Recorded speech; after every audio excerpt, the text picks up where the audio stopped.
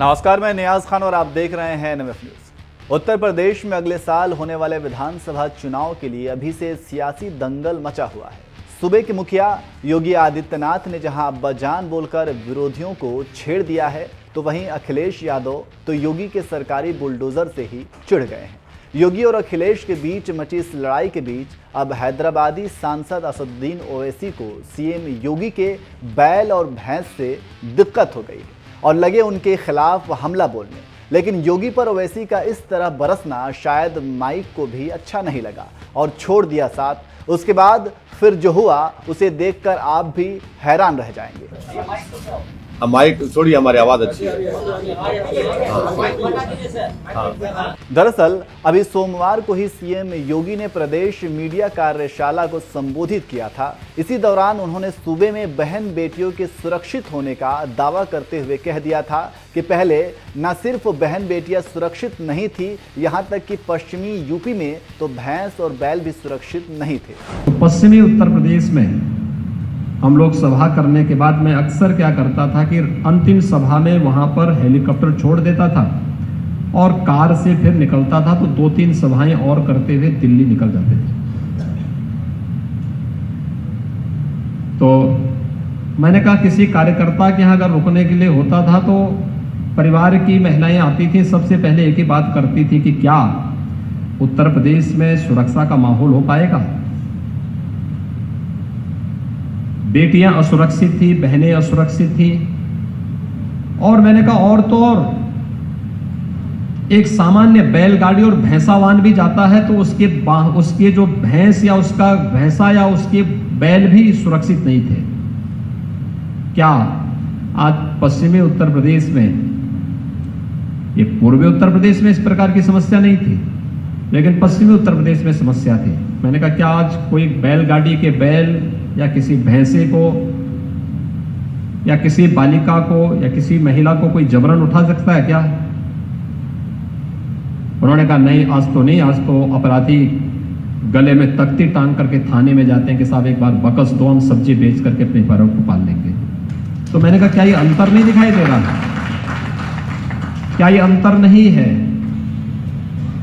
महिला सुरक्षा की बात करने वाले सीएम योगी अपने इसी बयान में एक ही सांस में बोल गए, क्या आज किसी बैल या भैंस या बालिका को या महिला को जबरन उठा सकता है क्या? सीएम योगी के इसी बोल पर असदुद्दीन ओवैसी बुरी तरह भड़क गए। यही वजह है कि उन्होंने सीएम योगी पर हमला बोलते हुए कहा, एक ही सांस में लड़की के नाम के साथ भैंस और बैल बोलना मुख्यमंत्री योगी आदित्यनाथ की मानसिकता को दर्शाता है। लेकिन ओवैसी जब बोल रहे थे तो कभी पत्रकारों ने टोका तो कभी माइक ने साथ छोड़ दिया, जिससे झल्लाए ओवैसी बोल पड़े, माइक छोड़िए, हमारी आवाज अच्छी है। फिर उन्होंने बिना माइक के ही योगी पर पलटवार किया। आप भी सुनिए योगी ने क्या कहा और ओवैसी ने क्या पलटवार किया। उत्तर प्रदेश में सुरक्षा का माहौल हो पाएगा? बेटियां असुरक्षित थी, बहनें असुरक्षित थी, और मैंने कहा और तो और एक सामान्य बैलगाड़ी और भैंसावान भी जाता है तो उसके जो भैंस या उसका भैंसा या उसके बैल भी सुरक्षित नहीं थे। क्या एक सांस में आप लड़की को और भैंस को बोलेंगे? ये महिलाओं से मोहब्बत है आपकी कि एक ही सांस में मुख्यमंत्री बोलेगा कि लड़की और भैंस और बैल? इंसान को इंसान के तौर पर देखो ना आप। ये इनकी मानसिकता है, इनका माइंडसेट है, ये इनका माइंडसेट है। माइक छोड़िए, हमारी आवाज अच्छी है। तो ये क्या एक ही सांस में कह रहे हैं महिला और बैल और भैंस? क्या बात है ये? एक मुख्यमंत्री रहकर आपको इस तरह की जबान इस्तेमाल करेंगे आप? ये आप लोगों की महिलाओं के लिए ये इज्जत है आपकी? बिल्कुल गलत है। हम इनके इस तरह के बयान को बिल्कुल हम कंडेम करते हैं। आपको बता दें, पश्चिमी यूपी में गाय, भैंस, बैल चोरी होने की घटनाएं अक्सर होती रहती थी। सीएम योगी ने इसी बात का जिक्र करते हुए कहा था कि अब यूपी में महिलाओं के साथ साथ गाय, भैंस और बैल भी सुरक्षित हैं। बस इसी बयान से ओवैसी नाराज हो गए। इससे पहले सपा अध्यक्ष अखिलेश यादव भी योगी से नाराज हो गए थे, जब उन्होंने कहा था कि आज माफियाओं की अवैध कमाई पर जब बुलडोजर चलता है तो माफिया उत्तर प्रदेश की धरती छोड़ने पर मजबूर होते हैं। योगी के बुलडोजर पर अखिलेश ने पलटवार करते हुए कहा था कि सरकार को अपना चुनाव चिन्ह बुलडोजर रख लेना चाहिए। पहले माफिया सत्ता का संचालन करते थे और सत्ता इनकी शागिर्द बन करके इनके सामने तुम दबा करके चलती थी। आज इन माफिया और अपराधियों के घरों पर अवैध कमाई पर जब सरकारी बुलडोजर चलता है तो आप भी देखते होंगे कि माफिया उत्तर प्रदेश की धरती को छोड़ने के लिए मजबूर होते हैं और हर एक माफिया के लिए हमारा यही संदेश भी है कि अगर गरीब का, किसान का, व्यापारियों का अगर जीना हराम करोगे तो सरकार तुम्हारा जीना हराम कर देगी और सरकार पूरी मजबूती के साथ कानून का राज होगा। इस बात को केवल कहेगी नहीं, इसको करके भी दिखाएगी और सरकार ने ये प्रदेश के अंदर करके दिखाया है। सरकार को अपना चुनाव चिन्ह बुलडोजर रख लेना चाहिए।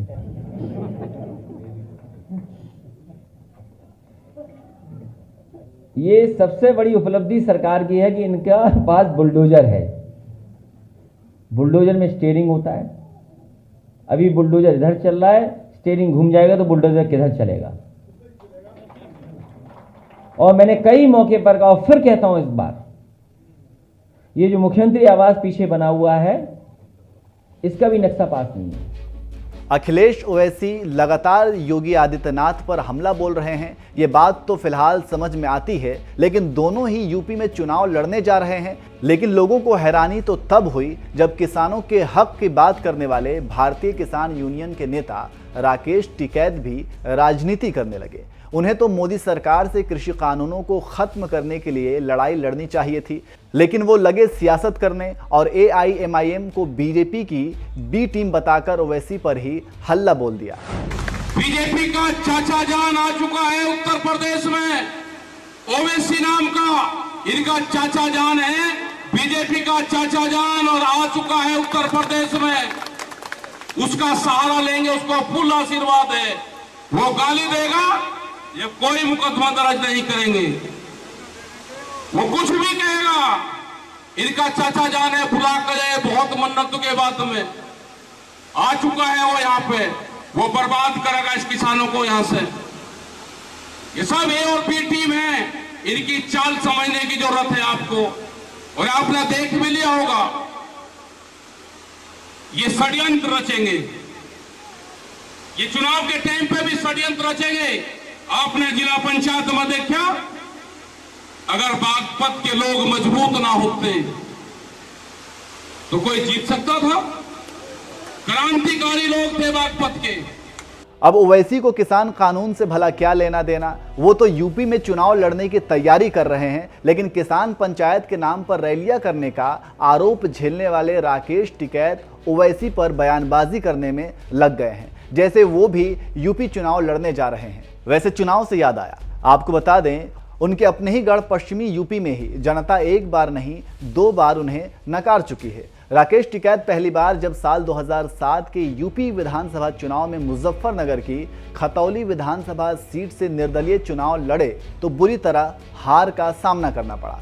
इसके बाद जब साल 2014 में राष्ट्रीय लोक दल के टिकट पर अमरोहा लोकसभा सीट से चुनाव लड़ा तो इस बार भी उन्हें जनता ने नकार दिया। इस चुनाव में उन्हें सिर्फ 9,359 वोट मिले। ये हार बता रही है कि सियासत में राकेश टिकैत बुरी तरह मात खा गए और अब शायद वह किसान आंदोलन के बहाने फिर से अपनी खोई सियासी शाख पाने की कोशिश कर रहे हैं। इसलिए किसानों की हक की बात करने के बजाय उन्हें ओवैसी की चिंता सता रही है। बहरहाल इस पूरी खबर पर आपका क्या कहना है, अपनी राय हमें कमेंट कर जरूर बताएं।